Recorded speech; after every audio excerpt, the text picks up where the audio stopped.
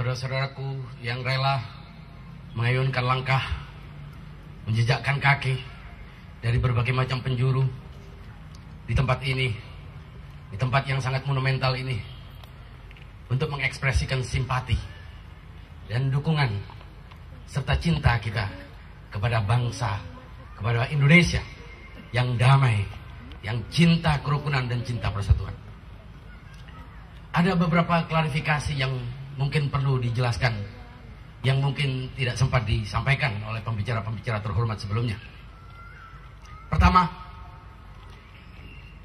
bahwa persoalan yang paling mendasar dari apa yang dialami oleh saudara-saudara kita di Sampang dan komunitas di Indonesia secara umum adalah fatwa sesat.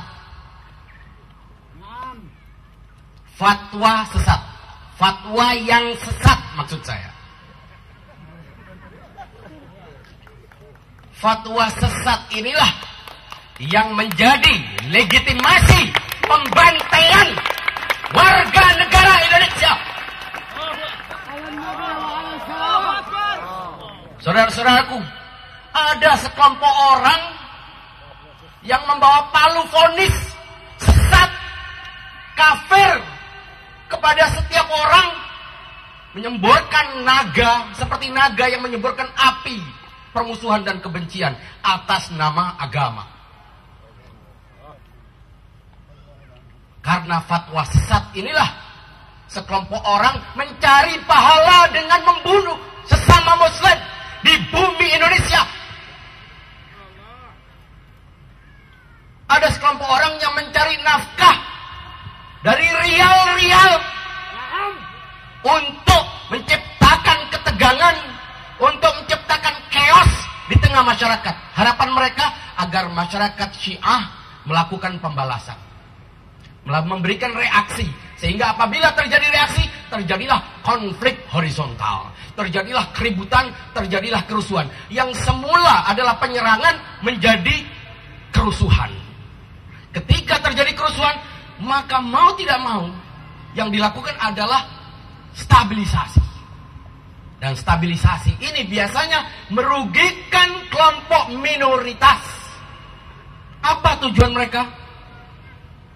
Mereka ini bukan sekedar peristiwa-peristiwa spontan, sporadis yang terjadi di beberapa daerah, tapi ada desain, ada rekayasa, ada konspirasi yang terkait dengan konstelasi global dan regional.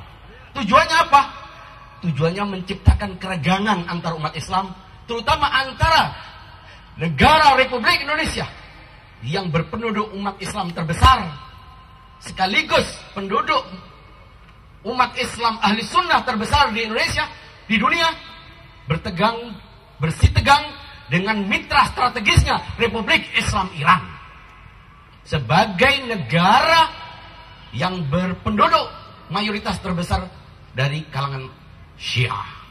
Apabila dua negara ini yang notabene bukan negara Arab menjadi pemimpin dunia Islam, maka tidak ada yang tidak ada kekuatan apapun yang bisa meremehkan umat Islam. Karena itu ada agen-agen Zionis sawo matang yang memainkan agenda, menjalankan agenda-agenda Zionis dan kapitalis dan imperialis untuk memporak-porandakan bangsa yang sudah terpuruk oleh keadaan ekonomi akibat digerogoti para koruptor.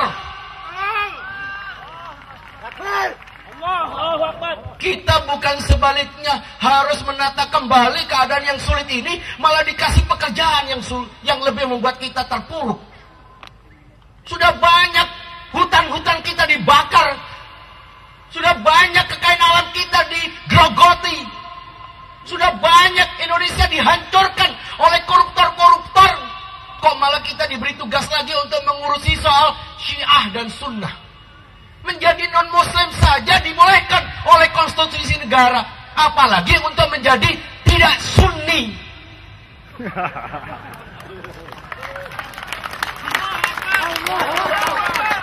Ini negara dibangun oleh jasa para pahlawan dari berbagai macam agama. menganggap negara yang kita cintai ini sebagai properti milik satu agama atau satu aliran. Ini negara Pancasila. Ini negara Bhinneka Tunggal Ika.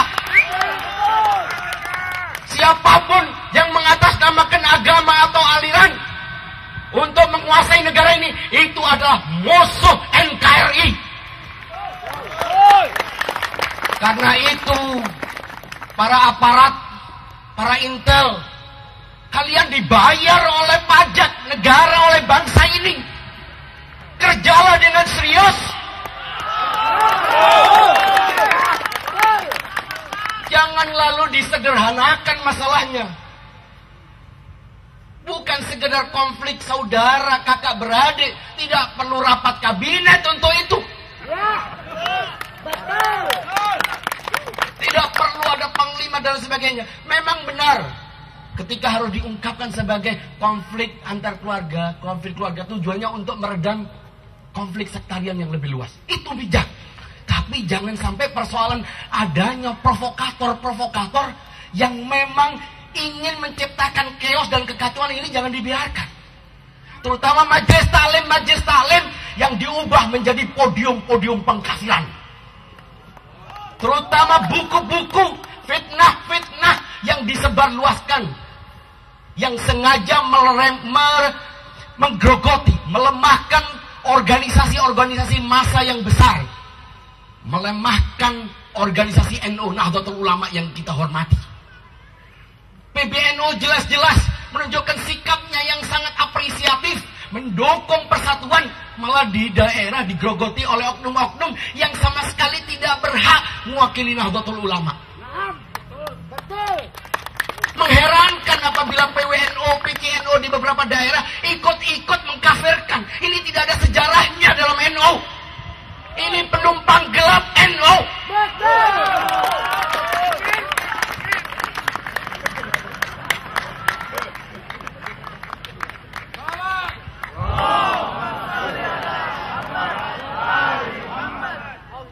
Jadi masalahnya, kalau pemerintah benar-benar ingin menegakkan hukum yang adil, telusuri.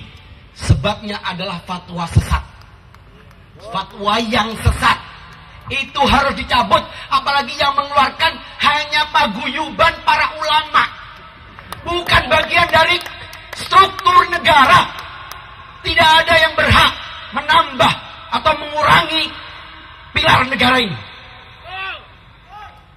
Karena itu apabila ulama ingin dihormati, saya lebih mendukung calon-calon MUI, anggota MUI ikut fit and proper test. Supaya tidak ada penyusup-penyusup. Mana mungkin di MUI tiba-tiba ada orang mengatakan menghormat merah putih sebagai syirik. Anda dibayar oleh negara ini, tiba-tiba Anda mengkafirkan, mensyirikkan orang yang menghormat bendera negara ini.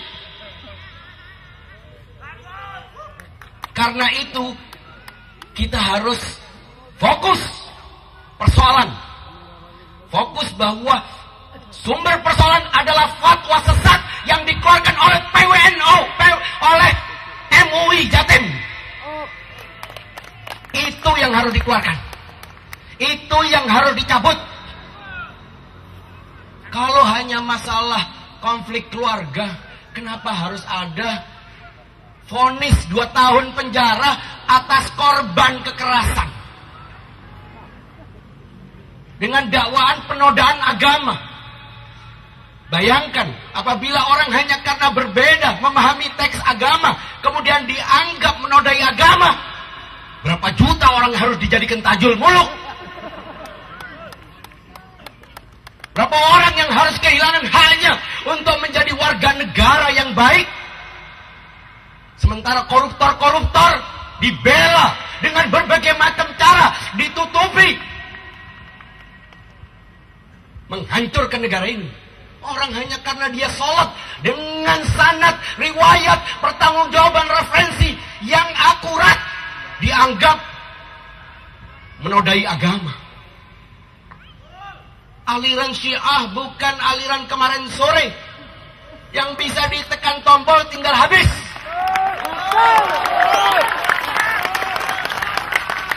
Apalagi katanya Syiah ini punya doktrin taqiyah. Berarti tidak bisa dideteksi. Bisa jadi orang yang kelihatannya anti Syiah, dia agen Syiah. Syiah tidak punya seragam. Bukan kumpulan arisan mendaftarkan diri. Tidak ada seragamnya, tidak ada atribut khususnya. Anda tidak harus mengangkat kaki Anda sampai di atas mata kaki. Anda tidak harus merawat jenggot sampai panjang-panjang. Anda bebas. Semuanya boleh. Di sini ada yang pakai sorban, ada yang pakai gamis, ada yang pakai jaket, ada yang pakai blue jean, ada yang gondrong, ada yang cepak.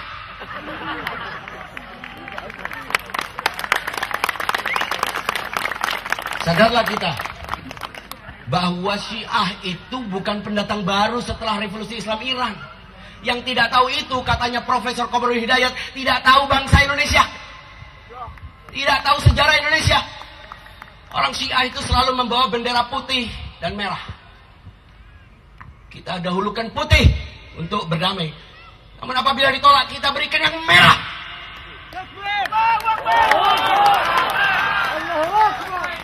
Merah bukan untuk perang, tapi untuk berkorban. Dan itu telah diperagakan oleh kuli petani bernama Muhammad Hashim. Allah SWT berfirman, minal mu'minina rijalun sadaqu ma'ahadullah alaih, faminhum man qadha nahbah, wa minhum man yantadhir, wa ma baddalu tabdila. Ini bukan main-main, ada pakemnya, parameternya itu ajek, kuat, tidak bisa diganggu. Dan bangsa Indonesia, Syiah adalah bagian integral dari bangsa ini. Ada Pancasila. Dari mana itu? Terinspirasi dari Li Khamsatun. Kalau bukan karena Li Khamsatun, apa yang mempertemukan orang Ambon dengan orang Madura? Tidak ada titik temunya. Yang mempertemukan di sana ada Li Khamsatun Utfibia, di Madura ada juga Li Khamsatun Utfibia. Di Sumatera, di Bengkulu ada Li Khamsatun Utfibia. Di Jawa ada Li Khamsatun Utfibia. Di Sulawesi, di Kalimantan, kita semuanya dipertemukan. Dan Pancasila ditegakkan bukan asal-asalan atau simsalabim, tapi terinspirasi dari esoterisme, dari tasawuf yang dibawa oleh pendakwah Islam pertama, yaitu para pengikut Ahlul Bait. Bukan Saudi bayaran baru. Baru saja negara itu. Seandainya Islam pertama yang masuk dengan cara itu, sungguh bangsa Indonesia pasti menolaknya. Allahu Akbar. Jadi, gak perlu takut. Warga negara Syiah, warga negara yang bermadhab Syiah, tidak perlu takut.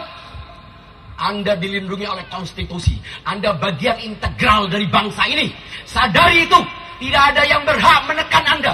Tidak ada yang berhak memaksakan pendapat kepada Anda selama Anda menjunjung tinggi Bhinneka Tunggal Ika. Yang sangat disesalkan adalah para wartawan. Sangat disesalkan dengan tetap mengapresiasi mereka. Sebagian industri media tiba-tiba membuat persoalannya menjadi sederhana. Mengapa baru ramai ketika ada korban yang jatuh? Mengapa baru ramai ketika ada anak yang diyatimkan? Mengapa baru ramai ketika ada wanita yang dijandakan? Kemudian persoalannya jangan disederhanakan menjadi konflik atau kerusuhan. Tidak ada konflik. Yang ada orang dihadang. Yang ada orang dilarang untuk belajar. Ada aksi anti ilmu. Ada propaganda anti peradaban oleh manusia-manusia primitif yang digerakkan oleh provokator-provokator bayaran. Dan perlu tahu, orang Syiah tidak takut.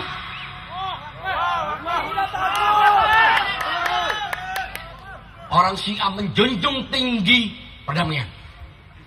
Orang Syiah sangat cinta persatuan. Dan orang Syiah juga harus tunduk kepada hukum.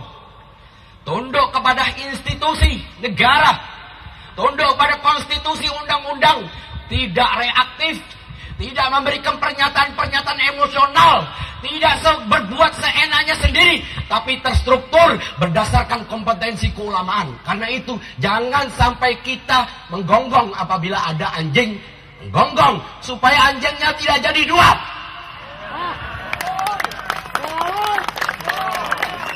Ini yang perlu kita sadari. Karena itu kita semuanya harus tenang, percayakan kepada proses hukum, karena dunia telah menyoroti. Presiden juga telah turun tangan, kabinet juga sudah turun tangan, semua aparat tidak ada lagi. Dan karena itu fatwa sesat harus dicabut. Kedua, vonis abal-abal yang mengatakan tajul muluk menodai agama juga harus dibatalkan. Saudara-saudaraku, saya meletup-letup ini bukan karena malah, tapi karena rasa cinta kepada negara ini. Musuh Syiah adalah ingin menghancurkan negara ini. Kita bersama kaum nasionalis, bersama kaum muslimin semua, bahwa para bayaran-bayaran, para provokator tidak mewakili umat Islam Indonesia yang cinta damai. Mereka hanya segelintir orang tapi punya duit. Hanya itu. Karena itu satu-satunya cara melawan mereka adalah mengukuhkan persatuan. Hormati para ulama dari kalangan ahli sunnah, hormati tokoh NU, hormati tokoh Muhammadiyah, hormati para nasionalis, para orang-orang yang masih punya hati nurani di negara ini. Karena itu mari kita teriakkan Allahu Akbar, Allahu Akbar, Allahu Akbar. Hidup Indonesia, merdeka, mampus ekstremis. Wassalamualaikum warahmatullahi wabarakatuh.